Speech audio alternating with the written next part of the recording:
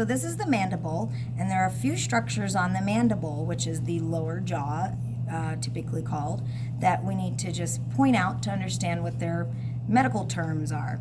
So this is the body of the mandible, and this is the angle of the mandible, and the handle here that you see with the two processes is known as the ramus of the mandible. There are two portions that stick out of that handle.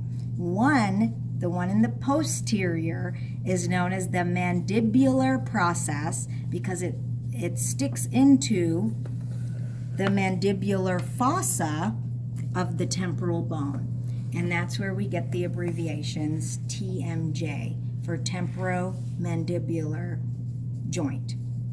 So this U-shaped region is known as the mandibular notch or the notch of the mandible, and this anterior process is known as the coronoid process.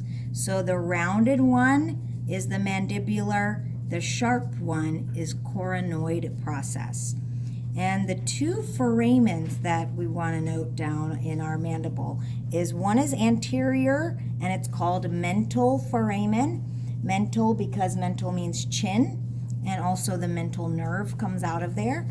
And there's one that's interior that is called the mandibular foramen because the mandibular nerve comes out of that